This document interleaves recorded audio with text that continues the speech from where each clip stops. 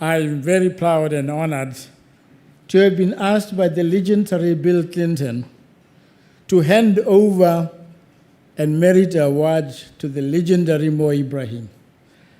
And please note that it's just Bill Clinton and Mo Ibrahim. No Mr., no His Excellency, no Doctor. That's because they are legends. And as for me, it is an honor because temporarily anyway, my name is going to be mentioned and linked with theirs.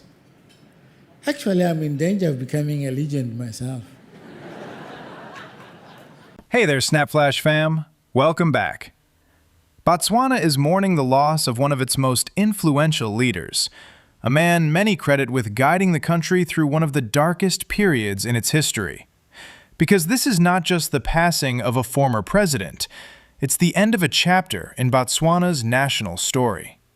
Before we get into this, make sure you like, subscribe, and hit the notification bell so you never miss the stories shaping Botswana and beyond.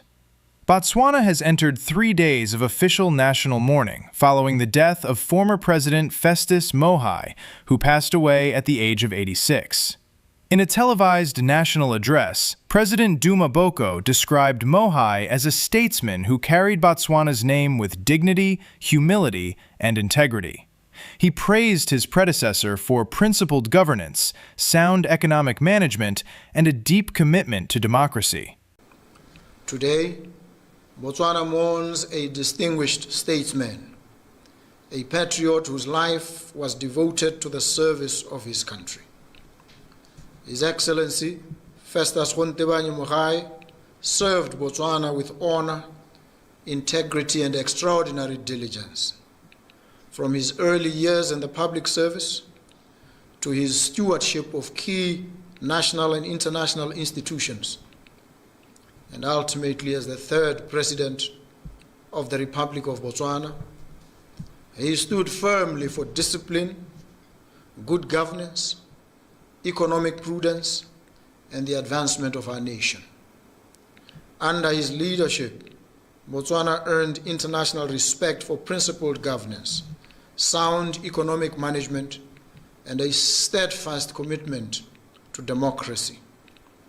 He carried the name of Botswana with dignity across the world and remained throughout his life a voice of reason, unity, and progress.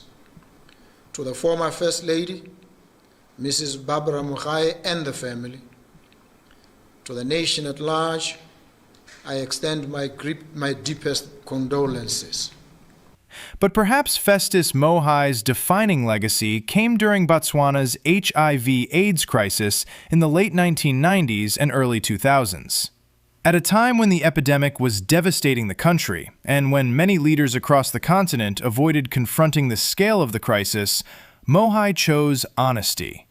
In 2001, speaking before the United Nations, he warned that Botswana's people were facing possible extinction because of HIV/AIDS. It was a bold and painful admission that drew global attention. And under his leadership, Botswana became the first country in Africa to provide free antiretroviral treatment to citizens living with HIV, a decision that would help change and save countless lives. Health is universal. It's genuinely global, whether we like it or not. It's an enemy or a good for us all. It's not continental, it's not north, south, it's global. Beyond healthcare, Mogae was widely respected for his economic discipline. An economist trained at Oxford and the University of Sussex, he previously served as governor of the Bank of Botswana and later as vice president before assuming the presidency in 1998. He became known for protecting Botswana's diamond revenues and pushing for long-term investment in infrastructure, education, and development. His leadership earned international recognition, including the prestigious Mo Ibrahim Prize for Achievement in African Leadership in 2008. I am now delighted to present you with the 2008 Ibrahim Prize for achievement in African leadership. Would you come up and receive the prize?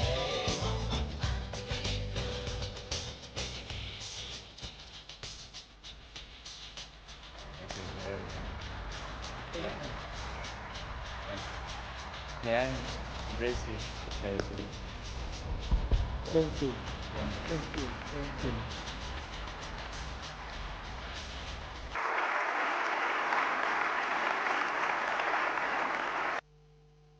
In spite of the DRC and Somalia, Darfur and Zimbabwe, Africa is reforming and improving.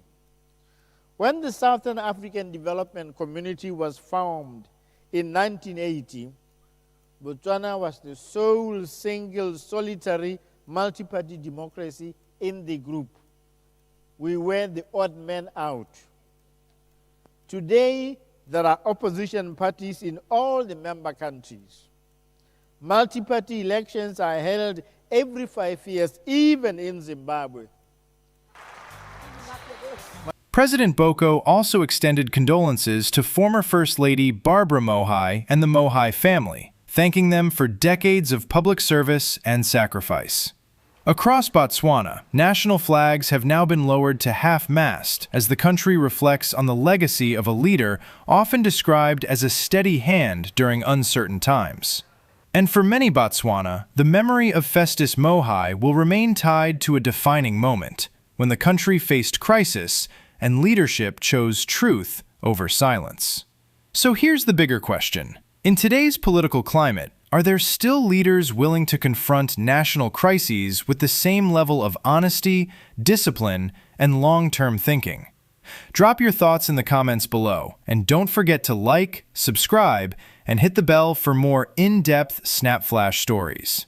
Because in the end, Festus Mogae's legacy was never only about politics. I'm delighted to be spending this evening with you to talk about democracy in Africa, especially in the light of the negative reports that are dominating the world headlines about events in Africa, visiting congresspersons being shot at, and as we remember also coups that have taken place in recent months, so that one gets the impression that Africa is a continent of bad news. And I want to say that, yes, as an African, I admit there is more bad news than I would like. But at the same time, that it is not only bad news, there are also good news from Africa. Because there are a number of African countries which are democratically governed, and others who are democratizing. Spent all my life holding all of it closely. I played it innocent, a feel of discontent.